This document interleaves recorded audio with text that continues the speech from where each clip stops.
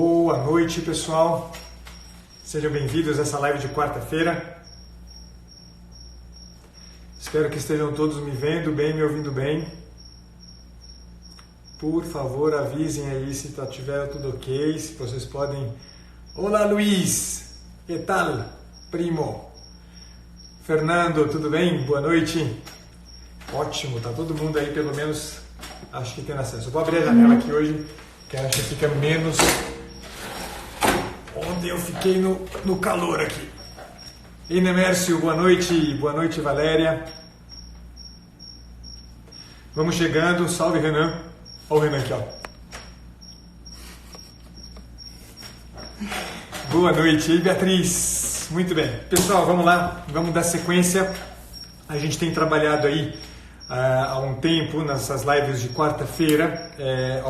Na verdade, a proposta das lives de quarta-feira é trabalhar sobre temas de desenvolvimento humano em geral, e eu tenho já umas 4 ou 5 semanas, talvez mais, até umas 6 ou 7, talvez umas 7 semanas para ser mais preciso, tenho trabalhado o tema da maturidade. E hoje a gente vai fazer um pouco aquela estrutura muito simples, muito rápida, apontando 2 ou 3 questões aí para um trabalho pessoal, e um trabalho pessoal sobretudo em vista de um amadurecimento. E lembro sempre daquilo que logo no iniciozinho dessas lives de quarta-feira, tratando da maturidade, eu dizia para vocês. O tema da maturidade pressupõe, sobretudo, que a gente parta de uma imagem clara do caminho que cada um de nós percorre no rumo do amadurecimento. E isso quer dizer que a gente precisa reconhecer o quanto, muitas vezes, a gente... nesse processo de amadurecimento a gente está, se não na linha de partida, para aquém da linha de partida. A gente muitas vezes está muito distante do que efetivamente poderia ser chamado de maturidade. Na última semana, nas 2 últimas semanas, na verdade, eu tenho tratado com vocês aí justamente da questão da educação da vontade como recurso fundamental para que a gente seja capaz de empreender os primeiros passos nessa trajetória de amadurecimento. Há 2 semanas atrás eu dizia para vocês justamente da questão que estava em jogo no amadurecimento, que era justamente a ideia de que a gente possa viver a vida tendo em vista uma capacidade de aprender com aquilo que a gente vive. Eu distinguia para vocês o que é uma vivência do que é uma experiência. E dizia, experiência é aquilo que depois, aquilo que nasce depois que eu vivo alguma coisa, depois que eu faço uma vivência. E normalmente é caracterizado, sempre eu diria, é caracterizado por um juízo que eu emito a partir de uma vivência pela qual eu passei. E eu dizia o quanto, lá naquele momento, o imaturo é uma pessoa que não tem experiência. E ter experiência aqui nesse caso, insisto, não mais que pareça repetitivo, é importante, ter experiência não é ter uma longa história. Ter experiência é aprender daquilo que eu vivo. Eu dei o exemplo do meu moleque, que então tinha 1 ano e pouco, talvez nem menos de 1 ano, e que aprendeu com a experiência de ter colocado a mão no forno. Então, ele, com 1 ano e pouco de idade, ele tinha experiência. Então, a experiência pressupõe um juízo com os recursos de que somos dotados. Uma criança de 1 ano de idade, os recursos de que ela é dotada são recursos normalmente motores. E o Francisco, desde então, ele nunca mais se aproximou do forno com a mão aberta, onde a sensibilidade é maior. Ele sempre ele sempre se aproximou do forno com a mãozinha virada de costas para poder ter menos, entender um pouco melhor o que estava rolando ali. Então, a experiência é isto, é dar um juízo com os recursos de que somos dotados. E eu dizia, então, há 2 semanas atrás, o quanto para que a gente chegue a este ponto de aprender da experiência, é importante que a gente eduque a nossa vontade, porque é justamente a vontade que se volta nos acontecimentos, se volta para os acontecimentos da vida, as circunstâncias existenciais pelas quais cada um de nós passa e empreende o caminho que vai do vivido até o juízo. É a vontade quem consegue estar diante de cada coisa e dizer, eu preciso tirar disto um elemento de crescimento, um elemento de amadurecimento. Isso não é natural na gente, isso pressupõe o uso de uma faculdade como é a faculdade da vontade. E na semana passada eu explicava para vocês então qual que é o primeiríssimo passo para que isso aconteça. E eu dizia, o primeiro passo de todos nesse rumo aqui da educação da vontade é a gente vencer a nossa imaginação desregrada, a nossa imaginação normalmente desordenada, essa imaginação que constrói uma visão do real marcada ou por um pessimismo muito maior do que de fato as coisas são, né? É aquela pessoa que vê tempestade em um copo d'água, ou, né, uma imaginação que na verdade não tem, que também é a mesma coisa, no fundo é a mesma coisa, mas aquela imaginação que do Nefelibata, né, o homem que vive nas nuvens, né, e que sonha alto demais sem nenhum tipo de amparo na realidade. Para hoje eu queria falar para vocês de um segundo recurso importante nesse caminho de educação da vontade, e que é um recurso que aparece, e quem é aqui meu colega de profissão há de reconhecer isso, né, em inúmeras situações na clínica, que é aquela situação em que o camarada chega, né, para a gente julgando nas costas do passado, né, a culpa de todos os seus males, de todos os seus sofrimentos. É aquela pessoa que na verdade vive no passado, vive o passado como se ele fosse uma marca de determinação da própria vida. O passado, ele em alguma medida é um elemento importante da nossa narrativa, mas ele é muito mais um elemento de condicionamento do que propriamente de determinação. Então, um trabalho importante que a gente precisa realizar nesse caminho de amadurecimento. E aqui eu já estou no primeiro ponto da nossa conversa, né? Na verdade o primeiro ponto foi a premissa em que eu dizia para vocês justamente, né, o que está em jogo aqui nessa nossa conversa nas últimas semanas. E o primeiro ponto nosso é justamente esse, né? Um outro elemento de trabalho nosso no rumo do amadurecimento. Deixa eu terminar esse cigarro que eu consigo falar com vocês sem o cigarro. É justamente a gente ser capaz de vencer essa relação com o passado, né, marcada por uma determinação. E isso aparece de diversas maneiras. Isso aparece naquela reatividade nossa, né, que esconde um recalque, né, para usar uma palavra aí que é muito cara, né, aos psicólogos, né? Vencer os ressentimentos, né? Quantos de nós não está o tempo inteiro, né, na vida ressentido com o fato de que minha mãe não me deu o carinho que eu esperava, que o meu pai não me deu o carro que eu pedi, que o meu chefe não reconheceu o valor do meu trabalho. A gente fica guardando ressentimentos. E aí o Rafael Cifuentes, ele usa uma imagem que eu acho que é muito significativa. Ele diz que essas pessoas que estão o tempo inteiro amarradas no passado são pessoas que se apresentam para o mundo, né, como um cenário muito bonito, como um gramado muito bonito, mas que esconde, né, sob a grama verde e florida, esconde uma série de minas terrestres, né? Com essas pessoas você tem que andar assim, né? Cheio de dedos, porque você nunca sabe quando é que ela vai reagir e vai explodir de uma forma totalmente intempestiva, né? E justificando a reação, né, por conta de algum evento havido no seu passado, na sua história. Isso aqui é algo que impede a gente de aprender. Porque no fim das contas a gente está o tempo inteiro, né, com uma pele fina, né? É como se a gente tivesse o tempo inteiro com uma pele muito fina, muito delicada, e qualquer coisa que encosta na gente, né, é o famoso ferida aberta, né? Quer dizer, você olha torto para o nego e ele vai lá e, né, debulha, né, chora as pitangas, né? Isso aqui, né, e sobretudo quando isso tem a marca de uma experiência da própria vida, do próprio passado, como determinação daquilo que eu sou, é evidentemente, né, uma marca que impede o sujeito de aprender daquela circunstância.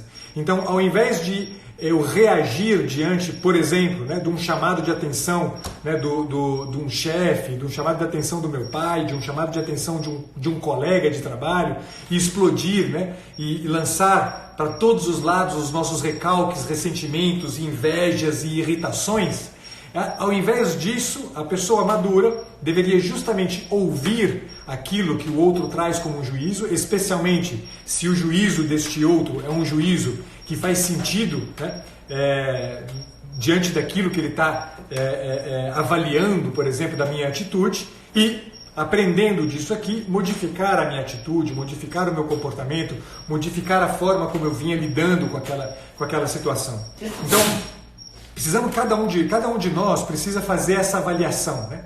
Cada um de nós precisa olhar para si mesmo e perceber o quanto na vida não caminha exatamente assim, né? O tempo inteiro julgando nas costas do passado a culpa pela própria irritação, pelas explosões, por essa pele delicada, por essa casca de ovo, como a Dani está dizendo aí, né? Por essa ferida aberta que está o tempo inteiro, né? Quer dizer, pronta para explodir em milhares de imprecações, murmúrios, irritações, né? Que tantos de vocês já viram, né? Em colegas, familiares, amigos, como também muitos certamente viram em si mesmos, né? Essa é o ponto de partida. Eu preciso muito, eu tenho insistido nisso muito recorrentemente com vocês, quando a gente está falando aqui do amadurecimento. Se a gente não experimenta na nossa própria pele a dor da nossa imaturidade, se a gente não experimenta na nossa própria pele a crise que é o estar na vida, né? Quer dizer, como uma mina, né? Uma mina terrestre, uma mina flutuante, daquelas do mar, né? Se a gente não experimenta em nós mesmos o mal-estar que é, né? Estar na vida o tempo inteiro, né? Jogando para as costas do passado as nossas irritações, a nossa falta de controle, o nosso ressentimento, a nossa invejinha, o nosso recalque, a gente não vai entender o quanto a gente precisa caminhar no rumo da maturidade. Então, comecem por isto, né? Esse é o primeiro ponto da nossa conversa. Eu queria que cada um de vocês, né, tivesse bem estampado diante de si, né, o quanto tantas vezes na vida agiu dessa forma. O quanto tantas vezes na vida, né, o sofrimento, o próprio sofrimento não foi vivido como, na verdade, o resultado de um mecanismo, né? Quer dizer, é uma engrenagem, o sofrimento do agora é, na verdade, nada mais, nada menos do que o resultado de um mecanismo que vem, né, cuja corda, né, está lá no passado, né, lá atrás, né, alguém disparou a corda lá atrás e agora, né, quer dizer, a engrenagem do meu presente, né, gira em função daquilo que aconteceu lá atrás. É verdade, pessoal, que a vida da gente, a narrativa pela qual a narrativa que a gente construiu, é verdade que ela tem a nossa história, é verdade que ela carrega o nosso passado, é verdade que ela carrega todos aqueles sofrimentos que cada um de nós sabe que experimentou na vida, mas é verdade também que estes sofrimentos são, na verdade, páginas de uma narrativa cuja página principal é aquela que está sendo escrita agora, neste momento. Quer dizer, é muito importante que a gente seja capaz de, no presente, justamente olhando para essa história passada, encontrar um fio, né, que confira unidade, que confira sentido para toda a história. E não ficar agarrado no passado como se o passado fosse uma marca indelével e, sobretudo, que está o tempo inteiro pulsando no nosso presente. E aí qualquer um que olha para ela é razão suficiente para a gente explodir. Então, parem, né, diante disso, olhem para isso, considerem o quanto vocês estão, né, na vida desse jeito, agindo assim, para que a gente possa, então, a partir desse diagnóstico que você está fazendo acerca da tua vida, você então possa empreender o passo que eu vou dar para vocês aqui agora, que é o passo seguinte a tudo isso, né? Quer dizer, que é justamente a gente começar a entender que aquilo que parece ser um problema no nosso passado é muito menos do que um problema, né? Quer dizer, é uma tempestade em um copo d'água que a gente faz e que não é de fato um problema. É um dado da nossa história. É um dado da nossa história. E como é que a gente faz então para vencer isso aqui? Tá? Para vencer isso aqui, a gente tem 3 recursos. Eu vou falar rapidamente desses 3 recursos aqui. E eu acho que um jeito, uma imagem que pode ajudar bastante a gente, né? Estava aqui agora há pouco conversando com o Renan e com a minha esposa. É um filme que eu acho que todo mundo, se não assistiu, eu recomendo muito que assista. Sobretudo, eu recomendo que se leia o livro que deu origem ao filme, que é o livro As Aventuras de Pi, cujo título do filme é o mesmo. Né? O filme também se chama As Aventuras de Pi. Não sei quantos de vocês se lembram ou teve a oportunidade de assistir a esse filme. E é um filme muito interessante. O livro, né, para quem lê o livro, várias pessoas que eu sei que leram o livro lidam com ele como sendo um livro que fala sobre religião. Mas na verdade ele não fala sobre religião. Segundo eu penso, ele é um livro que fala sobre o caminho do amadurecimento. É um filme bem significativo. E eu acho que ele ilustra bem esses 3 passos que eu queria ensinar para vocês e dizer para vocês como sendo o início desse processo de eliminação dos ressentimentos, esse início do processo de vencer, né, o olhar para o passado como se fosse determinante daquilo que eu vivo hoje, de vencer essas explosões irritadas que a gente vira e mexe descobre na gente. Vou em 2 palavras, não vou me ater muito longamente sobre o filme, só para localizar para vocês.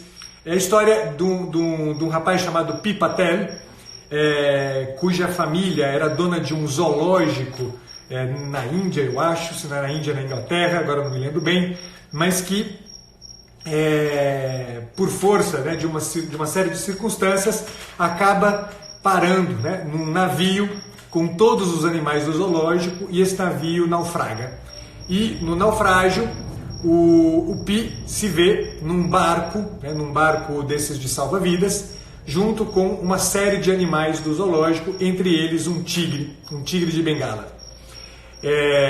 Ao longo do filme, né, os animais vão morrendo, etc., e sobram apenas o Pi e esse tigre de Bengala no meio do oceano, náufragos, né, dentro de um barco salva-vidas, né, e todo o trabalho do Pi é o trabalho de domar este tigre. Né?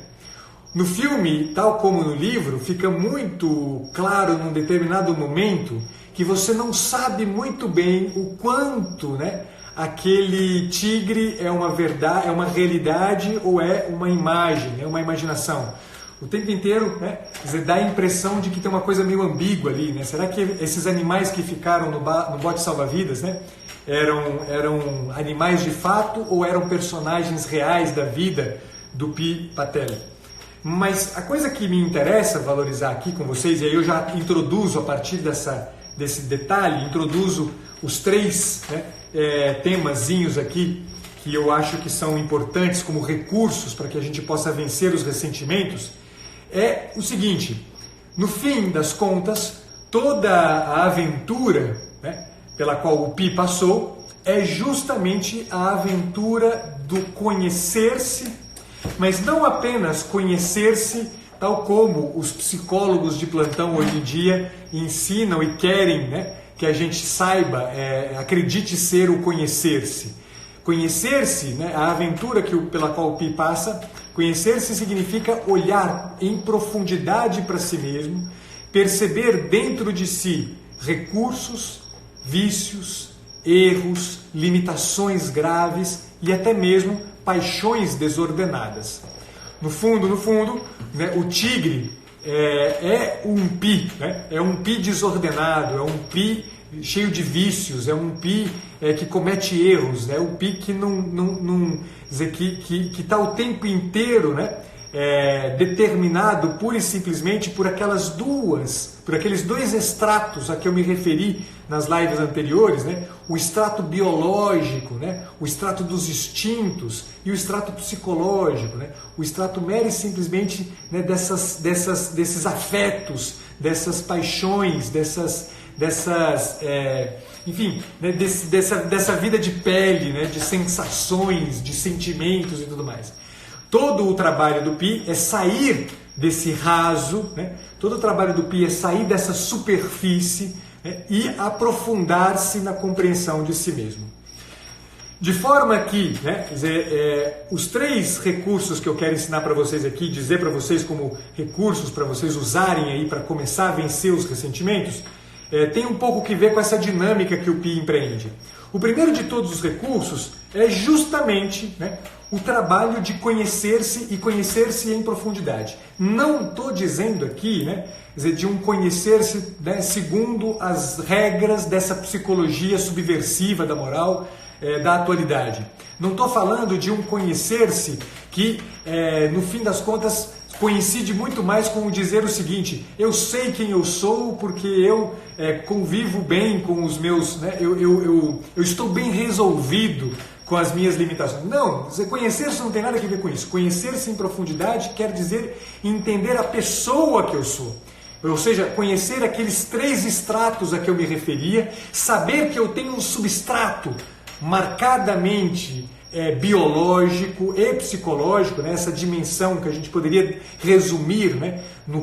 Naquilo que o Viktor Frankl chama de somatopsíquica, né? Que é a união, né, entre a vida biológica, física, material, instintiva, das necessidades da gente, e a vida psicológica, a vida das nossas carências afetivas, das nossas faltas de recursos afetivos. Quer dizer, este substrato orgânico, somatopsíquico, esse substrato horizontal, material, né? Esse substrato, ele é um substrato para uma natureza profunda que tem as características e é determinada, né, em última instância, justamente por esse extrato mais alto, que é o extrato da dimensão noológica, usando aqui os conceitos do Viktor Frankl, mas a gente falava nas lives passadas aí dos conceitos aristotélico-tomistas, alma vegetativa, alma sensitiva e alma racional, né? O extrato noológico corresponde àquilo aqui o Viktor Frankl chama justamente, né, aquilo que o Aristóteles, Tomás de Aquino chamam justamente de alma racional. Ou seja, conhecer-se em profundidade é conhecer todo esse edifício. É saber que é um substrato somatopsíquico, mas que ele é regido, determinado por essa dimensão mais alta. Então, o primeiro passo fundamental para que eu possa vencer os ressentimentos é empreender um caminho de compreensão da própria natureza, da sua própria natureza, que implica num mergulho na minha natureza, implica num conhecer, né, até o fundo tudo o que eu sou, as minhas mazelas, né, aquilo que causa medo em mim, as minhas desordens, mas entender também que isto não é a palavra final, isso pode ser domado. O Pi fez isso, ele se enfrentou, né, abertamente com os seus limites, ele se enfrentou abertamente com as suas paixões desordenadas, mas ele só o fez porque ele sabia de uma natureza última que definia quem ele era. É por isso, não à toa, que muito recorrentemente as pessoas que leem as aventuras de Pi dizem que na verdade esta é uma obra que trata do problema da religião. Porque no fundo, o que o Pi, né, o que sustenta o Pi no trabalho de conhecimento de si mesmo em profundidade é menos o tigre do que o homem, a pessoa Pi. A pessoa Pi que entende que é possível vencer os próprios limites, é possível vencer as próprias vergonhas, é possível vencer aquilo a que o Blaise Pascal, né, dizia, né, numa frase lapidar dele, né, o homem foge de si mesmo porque se teme.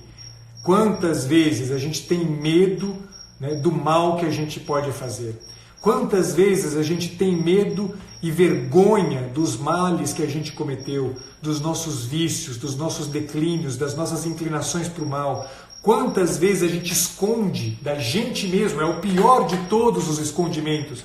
A gente esconde da gente mesmo os nossos limites. Por quê? Porque no fundo, você acha que esses limites são a palavra final sobre você.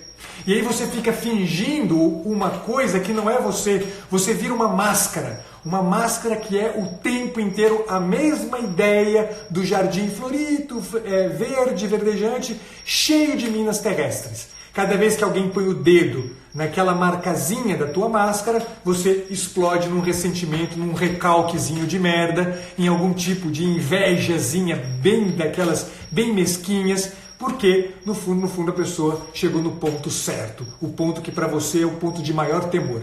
Então conhecer-se em profundidade é deparar-se com o próprio mal, mas sobretudo entender que o próprio mal não é a palavra final sobre si. Primeiro ponto. Segundo ponto importante é a gente cultivar amizades verdadeiras. E pessoal, aqui entra em cena algo que eu não vou me ater longamente, mas em 2 palavras eu acho que eu resumo bem, né, o que está em jogo quando a gente fala de amizades verdadeiras. O amigo é aquela pessoa que olha, é atraído pelo mesmo bem que me atrai. E o amigo é a pessoa que repulsa, que tem repulsa, pela mesma coisa que eu tenho repulsa como mal. O amigo, portanto, e ele será tanto melhor amigo, quanto mais ele me acompanhar de forma benevolente neste rumo difícil que é o rumo justamente de eu me tornar um homem inteiro e maduro. Portanto, cultivar amizades é inevitavelmente ter homens e mulheres maduros para quem olhar. Ter pessoas maduras para quem olhar. Porque muitas vezes, nego, não se engana, a gente adora usar essa frasezinha, né? O mesmo querer e o mesmo rejeitar. Eu viro e mexo e vejo um monte de gente usando isso aqui, mas só que a gente não sabe o que a gente rejeita e a gente não sabe o que a gente quer. E isso é terrível. A gente só vai saber o que a gente rejeita, o que a gente quer, quando a gente vira alguém olhando na mesma direção que a gente e dizendo claramente, isto interessa. E alguém que põe a mão no meu ombro e fala, nego, abre o olho porque você está fazendo tudo errado, seu imbecil. Se mexe e anda naquela direção. O amigo é um homem maduro, o amigo é uma mulher madura, o amigo é uma pessoa que me coloca no trilho o tempo inteiro, que me coloca no trilho do meu destino de bem o tempo inteiro. Se eu não tenho alguém com quem eu possa me aconselhar, se eu não tenho alguém com quem eu possa em alguma medida me abrir e dizer para ele o quanto a minha dor e o meu sofrimento pelo meu erro é alguma coisa que me machuca e me marca de uma forma ruim, e esse cara, se é alguém que vai lá e fala assim, escuta, você é mais do que isso, caramba, você é muito mais do que isso, olha para essa direção que é a direção que nos interessa. Se você não tem uma coisa como essa, você certamente não conseguirá empreender o caminho de saída dessa merda de ressentimento que você o tempo inteiro sustenta para você. Porque o amigo é o cara que não tem vergonha do teu erro. O amigo é o cara com quem você tem uma relação de intimidade e com quem você tem absoluta certeza, e de quem você tem a absoluta certeza de que sabe do teu erro, do teu mal, da tua limitação. E que isso não é o ponto final acerca do juízo que ele faz sobre você.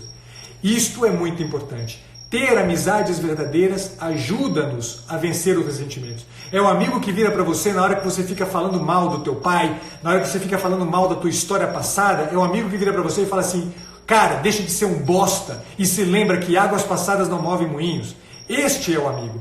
Se você não tem uma pessoa que faz isso para você, você está na água, meu caro. Você está na água, você está perdido, vai ser para sempre uma bosta de uma mina flutuante, pronta para explodir com o primeiro toque que alguém fizer em você. Então, esse segundo passo ele é muito importante. O terceiro, e eu considero talvez o mais importante de todos eles, é algo que o Viktor Frankl chamaria, né, justamente de uma capacidade de transcendência, né, mas uma capacidade de transcendência que não é o só sair de si mesmo. É uma capacidade de transcendência que pressupõe um estar diante de um olhar transcendente sobre você. Isso quer dizer o seguinte, a gente precisa dizer um pouco como o Davi, né, dos Salmos da Bíblia, dizer uma frase que eu acho que é uma frase dos Salmos que resume muito bem isso, né? Livrai-me, Senhor, dos meus pecados ocultos. Né? Quantas vezes... E pessoal, e por que eu estou dizendo que é preciso um olhar transcendental? Porque se você não tem a possibilidade de ser visto segundo tudo aquilo que você é, e não se engane, porque não vai ser a tua esposa quem vai olhar assim para você, não vai ser o teu esposo que vai olhar assim para você, não vai ser o teu padre, nem o teu pastor, nem o teu sacerdote XYZ que vai olhar assim para você. A única pessoa que consegue olhar para mim segundo aquilo que integralmente eu sou é uma pessoa transcendental. É um outro com O maiúsculo. É um tu totalmente outro de mim. A quem eu me dirijo como mendicante dizendo: livra-me do pecado que está oculto, que eu não conheço e que eu escondo de mim mesmo. Este é o ponto fundamental. Isso tem muito que ver com algo que o professor Olavo usa como um recurso interessante. Quem já fez o COF aqui há de reconhecer isso rapidamente, né? Que é a imagem justamente, né, dizer, que nasce na gente quando a gente faz o necrológio. Fica aí uma bela dica para todo mundo, procurem depois saber o que o Olavo sugere como necrológio. Segundo o Olavo, a gente precisa se colocar um pouco na perspectiva, dizer, de um eu ideal realizado. É este eu ideal realizado que está sempre diante de um tu transcendental. É este eu ideal que pode se realizar, né? Toda a minha potencialidade de pessoa que pode se realizar, é sempre este eu ideal que está diante de um tu. E de um tu transcendental que consegue revelar para mim mesmo as culpas, os pecados, os erros, os vícios, as limitações, os ressentimentos, as invejas, as murmurações que eu vira e mexe, escondo, né, de mim mesmo. Essa é a tragédia das tragédias. Mentir já é um problema. Mentir para si mesmo é certamente um problema maior ainda. Porque eu não só falseio a minha vida, como também eu me escondo deste olhar transcendental. Então, a terceira via para vencer os ressentimentos é justamente a capacidade da gente olhar para a gente mesmo e reconhecer as mentiras recorrentes que a gente conta para a gente mesmo. Só que a gente só vai fazer isso, povo, se a gente estiver nu diante de alguém, absolutamente nu diante de alguém que olha para a gente e sabe de cada ocultamento que eu fiz, sabe de cada mentira que eu contei, sabe de cada um dos subterfúgios que eu usei para me esconder. Se eu não tenho uma experiência como essa, é muito, muito difícil eu empreender o caminho de vencer os meus ressentimentos. Porque eu vou ter sempre, sempre, sempre a sombra de uma culpa. Ou uma culpa que eu carrego escondida dentro de mim pelos erros que eu cometi, ou uma culpa que eu imputo ao outro pelos erros que eu digo que ele cometeu comigo. Vai ser sempre assim. Mas lembrem-se que cada vez que eu fico escondendo estes erros, no fundo, eu o faço porque eu me acredito sozinho.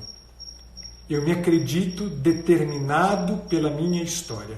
Eu me acredito determinado pela minha pele fina, pela minha casca de ovo, minha casquinha de ferida. Eu me acredito determinado por tudo aquilo que, no fim das contas, é o maior obstáculo para que eu aprenda da própria experiência.